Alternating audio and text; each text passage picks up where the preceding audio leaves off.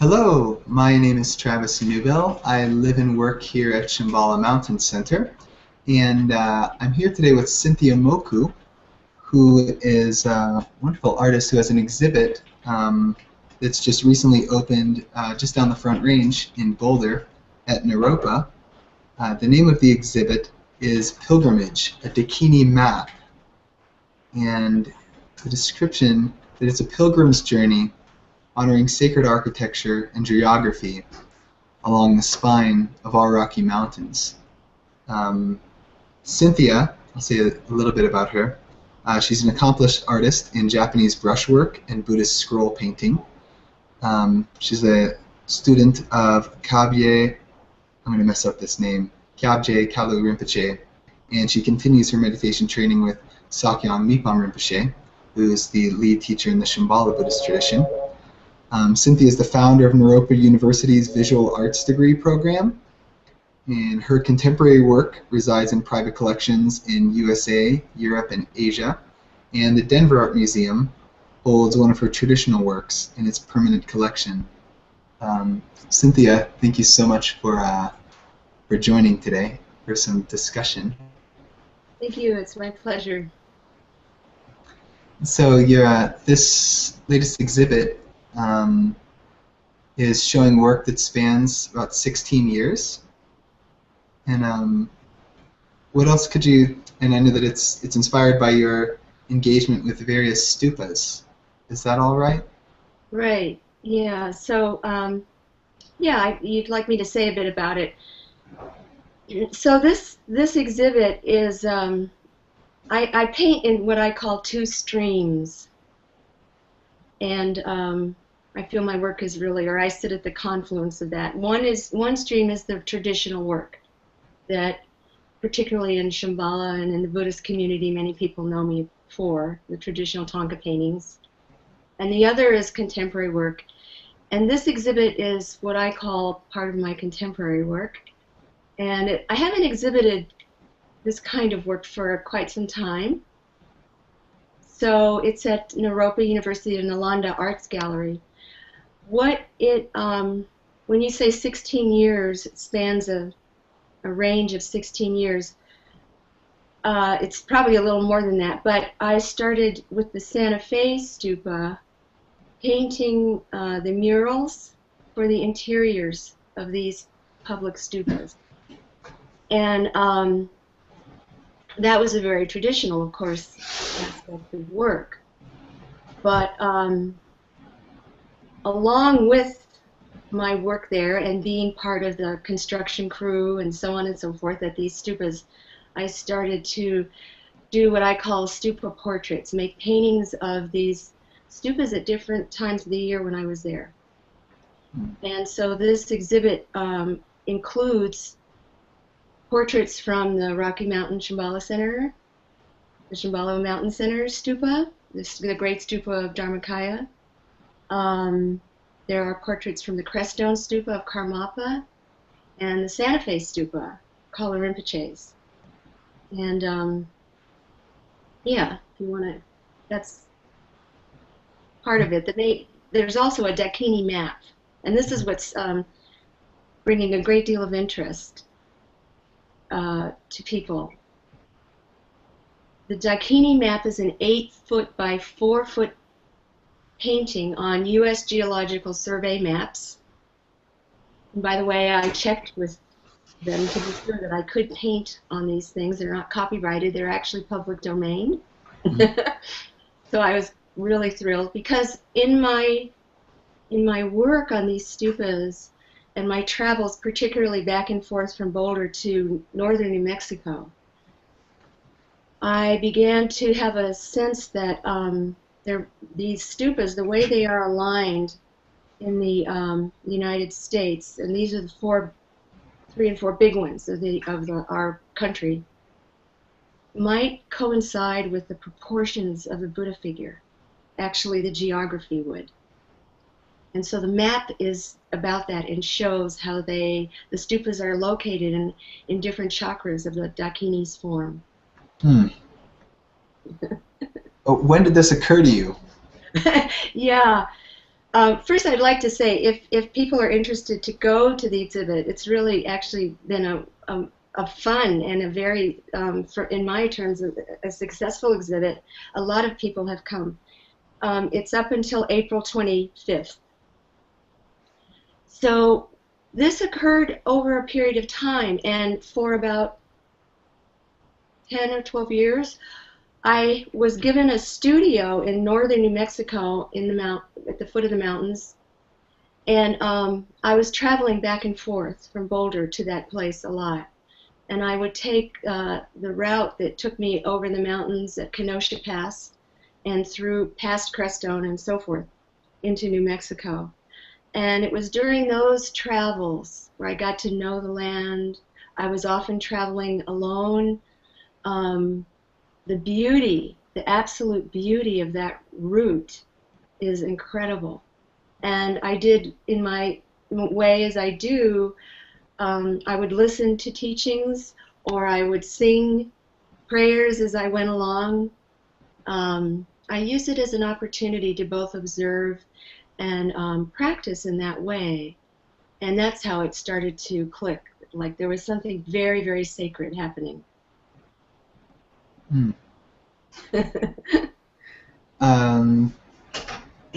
So that's a very mysterious element to the show and to your this relationship with these stupas. Like you're revealing something about them. Can you talk about what just how stupas in particular may be, inspiring, and why you've been drawn to work with them? Right. Well, the stupas are actually, and the exhibit shows this too, because I also have medallions. I call them medallions, but they're round canvas paintings in this exhibit. Stupas were built in a way that coincides with the figure and the proper proportions. This is very important. The tikse, it's called in Tibetan, of the Buddha figure. And as we know, there's a lot of symbolism in these architectural forms, these architectural temples, as they are referred to in some countries. And the symbolism is actually expressing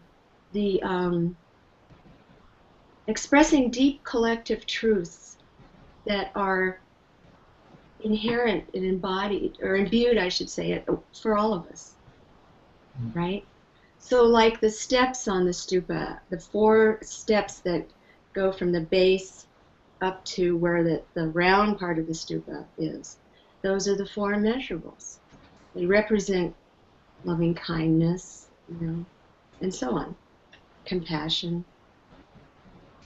So these, sometimes symbolism might seem as something that's sort of separate from reality, or something that can be tagged on, and if you get to know it or memorize it, then you know what this represents and that. But actually, it's a very, very fundamental part of our existence. So that was becoming, that was opening up for me, and I had the knowledge from study as a practitioner and from being a Thangka painter, or painting images of the Buddhas. I had that knowledge, but in this particular travel that I was doing regularly, it became very, very apparent, more on a cellular level, I guess you could say. That there's something going on with these stupas. Yeah. So Travis, it was right on when you said mysterious. Absolutely. It is the mystery that is there before us every time we stand in front of a stupa. And it's interesting that you seem to be working with stupas on 2 perhaps distinct levels, and one is working on the stupas themselves as part of the construction and the building of those stupas, with offering paintings and murals within the actual structure itself.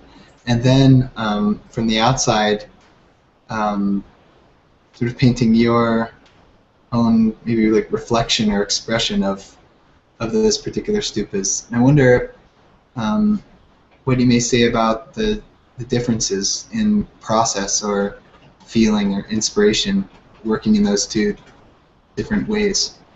Right, right.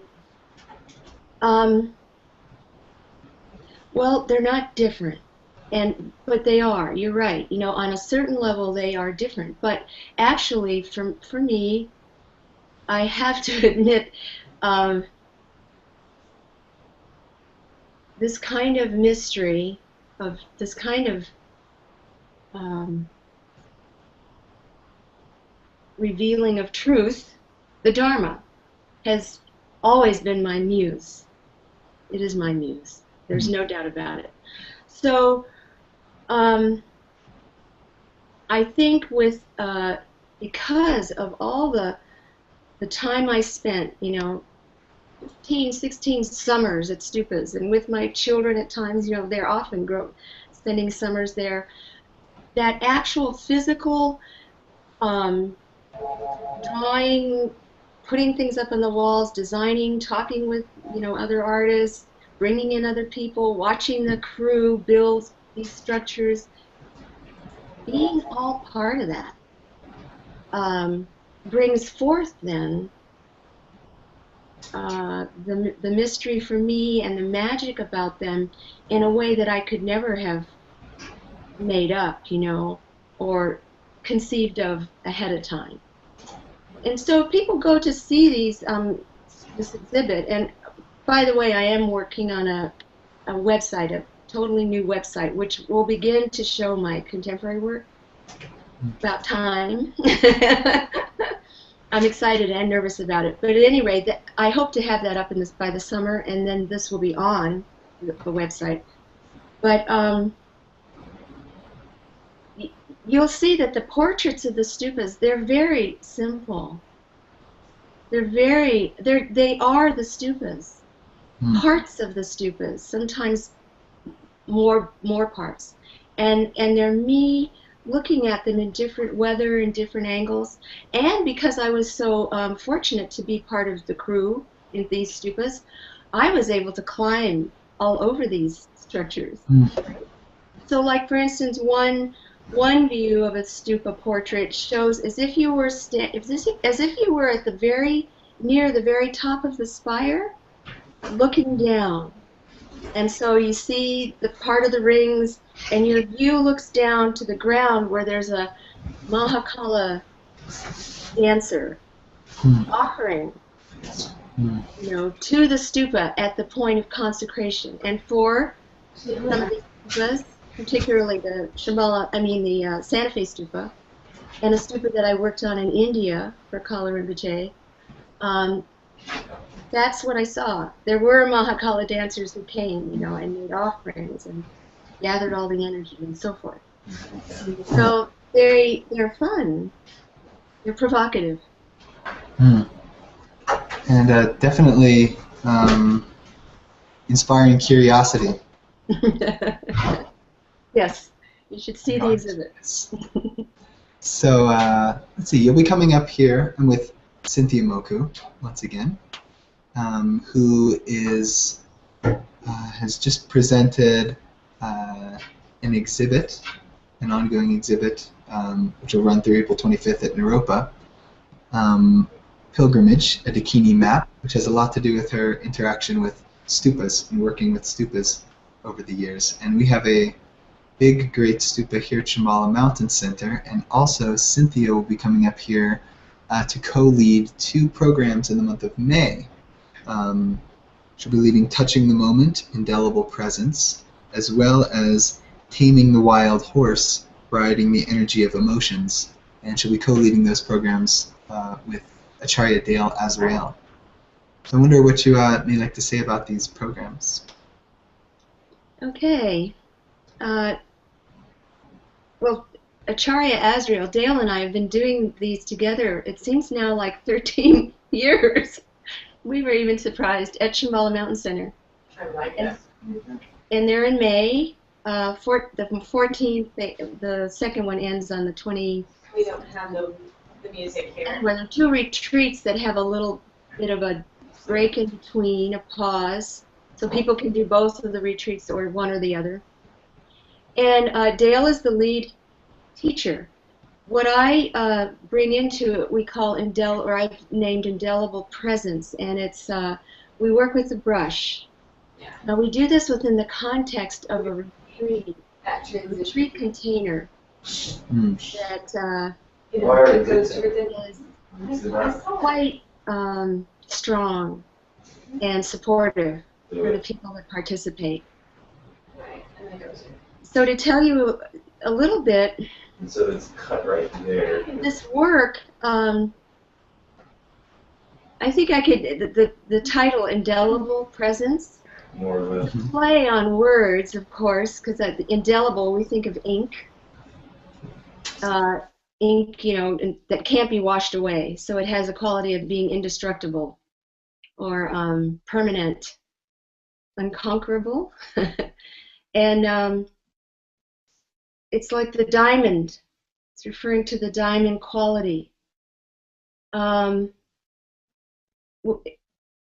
What occurs in these programs is really dependent a lot upon how the retreats unfold for everyone, the experiences they have. And what I do, we work in the pavilion, which of course you're familiar with. It's a beautiful little building that I was fortunate to teach in when the Masters of Education program was being held in the summers at Shambhala Mountain Center from Naropa University. So I set the pavilion up in a way that's really quite traditional in a Japanese sense for us to do brush practice.